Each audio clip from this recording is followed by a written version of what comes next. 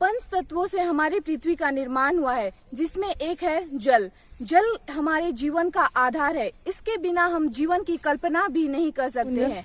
जल एक ऐसी प्रकृति संपदा है जिसका कोई मोल नहीं है। यही कारण है कि प्राचीन काल में अधिकतर नगरें नदियों के किनारे बसी और वहीं से उनकी सभ्यता का निर्माण हुआ। क्या आपको पता है, नदियों के किनारे स्थित गांवों में भी जल की समस्या धीरे धीरे बढ़ती जा रही है। आज हम एक ऐसे ही गांव के बारे में आपको बताने जा रहे हैं। इस गांव के 1 किलोमीटर की दूरी पर ही चेंगा नदी नाम का एक नदी होने के बावजूद भी यहाँ पानी को लेके काफी समस्याएं हो रही है। पानी का स्तर काफी नीचे चला जा रहा है। दार्जिलिंग डिस्ट्रिक्ट के फासिदवा ब्लॉक के अंतर्गत तितलीगुड़ी नामक गांव, जो मेन रोड से करीब 7 किलोमीटर की दूरी पर स्थित है, यहाँ पानी की बहुत समस्या है। यहाँ पेयजल के लिए नल, तालाब, कुएं तो बनाए गए हैं, लेकिन जल का स्रोत काफी नीचे होने के कारण यहाँ के लोगों को काफी असुविधाओं का सामना करना पड़ रहा है। इस गांव से चेंगा नदी केवल 1 किलोमीटर की दूरी पर स्थित है। आइए यहाँ के लोगों से जानते हैं कि क्या कारण है कि यहाँ इस तरह की समस्याएं आ रही है। पानी की समस्या है, जिससे पानी पिए के लिए समस्या हुआ थे, नहाए धोए के लिए समस्या हुआ थे। और कारण ये है कि नदी के साइड में हमें रहा थी, हर मन धीरे धीरे है।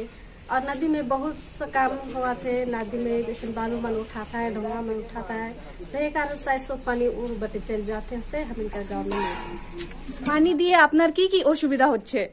অনেক অসুবিধা হচ্ছে, খাওয়ার জন্য, কাপড় ধোয়ার জন্য, রান্না করার জন্য এবং কি চাষবাসের জন্য, সবজি চাষ, যে কোনো চাষের জন্য। চাষ করলে জলের জন্য অনেক অসুবিধা। জল না থাকলে কি করে চাষবাস হবে আমাদের? খাওয়ার জন্য খুব অসুবিধা, মানে খুব কষ্ট করে জল বের হয়, আর যে জলটা বের হয় ওটাও খুব আয়রন। इस नदी के तट के समीप 2 चाय बागान क्षेत्र और 6 बस्तियां हैं, जहां लोगों की जनसंख्या मिलाकर 21,000 है। नदी का जल सूखने के मुख्यतः 2 कारण हो सकते हैं। पहला है प्राकृतिक कारण और दूसरा है कृत्रिम कारण। अवैध खनन, जल का पंपिंग करना, मानवीय हस्तक्षेप। पानी का कारण हम लोग का बहुत असुविधा होता है खाने पीने के लिए, और विशेष जमीन के लिए बहुत मुश्किल होता है।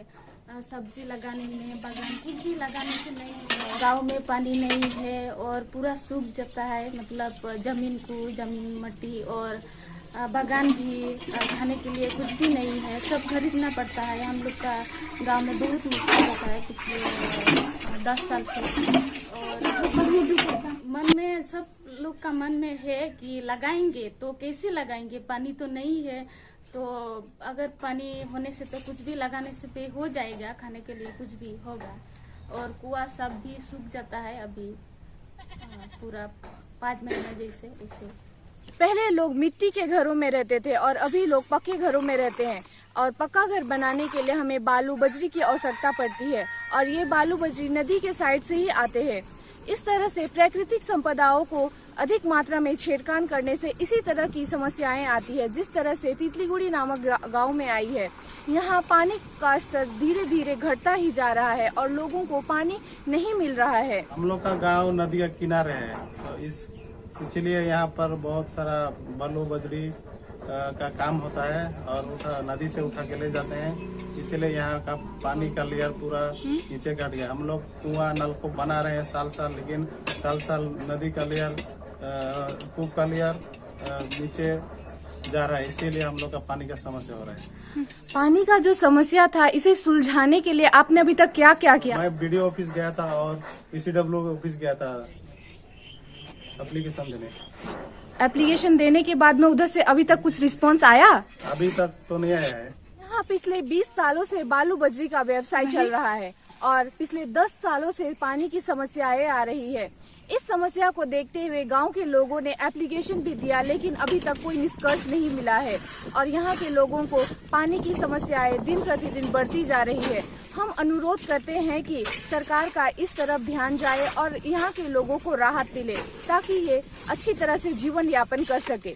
नदी प्रकृति द्वारा दी गई एक देन है, जिसे इस तरह के छेड़खानी करने पर हमें अनेक प्रकार के असुविधाओं का सामना करना पड़ सकता है। यह प्रभाव हमारे जीवन पर असर कर रहा है। हम चाहते हैं कि प्रशासन और समुदाय इस अवस्था पर कोई एक्शन ले, ताकि भविष्य में आने वाली जल संकट से इस क्षेत्र के लोग बच सके। हमें प्रकृति द्वारा दी गई उपादानों का उपयोग उचित मात्रा में करनी चाहिए ताकि संतुलन बनी रहे। मैं Chandni Badai, Gangaram tea garden, district Darjeeling, block Phansidewa से इंडिया अनहट के लिए।